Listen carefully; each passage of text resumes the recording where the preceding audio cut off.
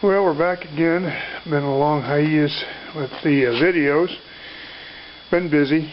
You can see what I got before me. It's a 1974 Polaris Custom 2.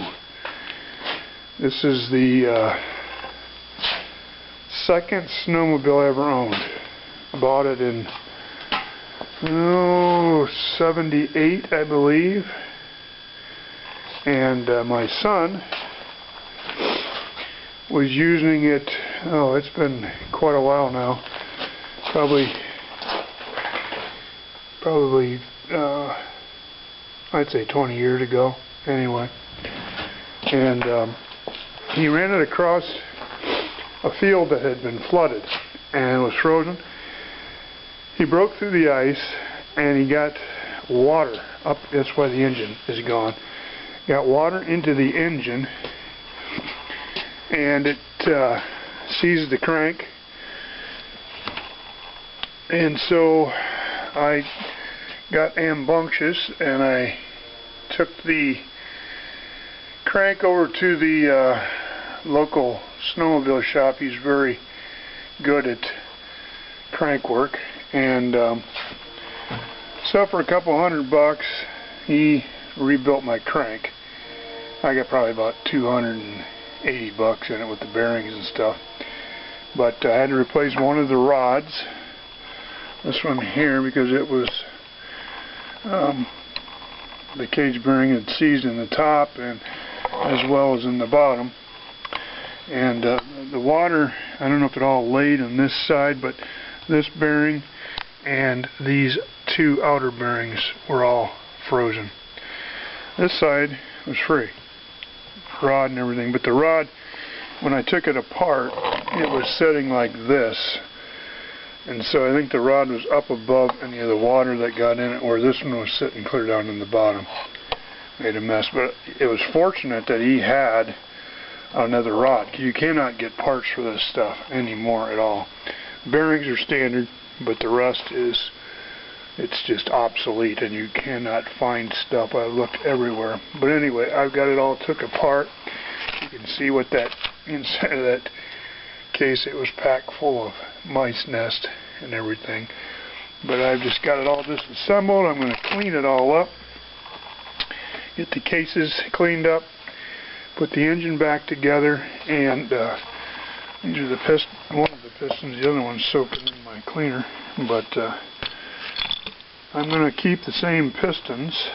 I'm going to clean them up, because you can't buy pistons for it. So this was one of the cage bearings, and that was a good one. And so we got that, and this was the replacement cage bearing that I got from the dealer. And anyway, I've got the other piston down in there soaking, because the rings are frozen, that one, so hopefully I'll let that break loose. And we will get this engine up and running. It's a 400 cc engine, and this is a 1974. I believe they made that 400 engine in 73 and maybe and 74 and maybe 75. I'm not sure, but that's what makes it a pistol to get parts for. And I was going to put this engine on it. This engine is a 440 Polaris fan cooled, and it will bolt right up. I mean, that is the mounting plate for this snowmobile. I had it sitting in there, but it's been rebuilt. I rebuilt this engine, but it's just everything would have to change. I would have to calibrate the clutch weights with your springs in your driven clutch, and you have to get it centered right. Well, then I got to run oil injection. I've got a pump on it, but I'd have to put a reservoir. It's just a lot of work. I'd have to change out my throttles, because they're not made for that. So I just decided I want to go original, because I want to restore it. And you can see it's got a big old busted hole in the plastic. I've got a replacement piece. I've been doing looking for parts throughout, you know, these last 15, 20 years, whatever it's been. And I've been able to find parts, but now I went back online and you just can't find them. And, you know, everything is just obsolete anymore. And with this seat, look at this seat. This seat's like perfect.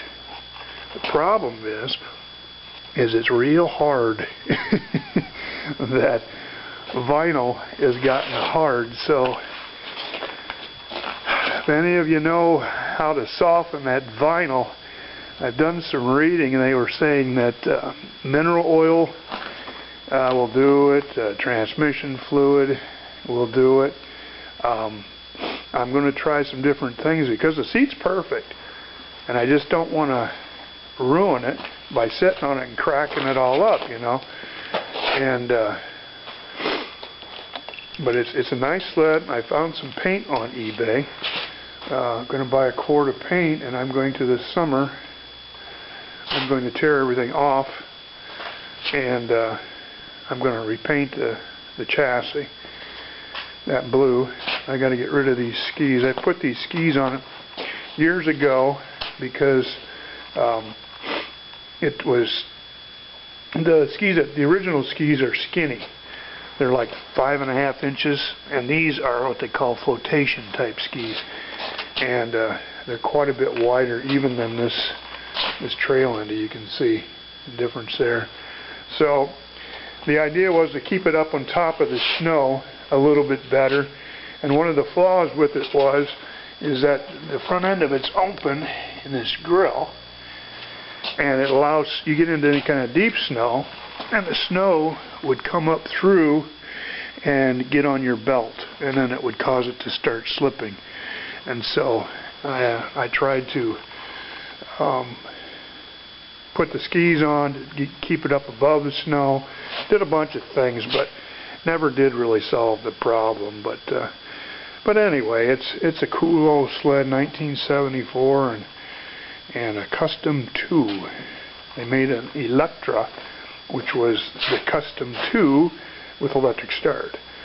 And in fact, my engine has got well, my flywheel's not made for it though. It doesn't have the teeth on it, I was going to say, because it does have a hole right there in the housing to put a starter.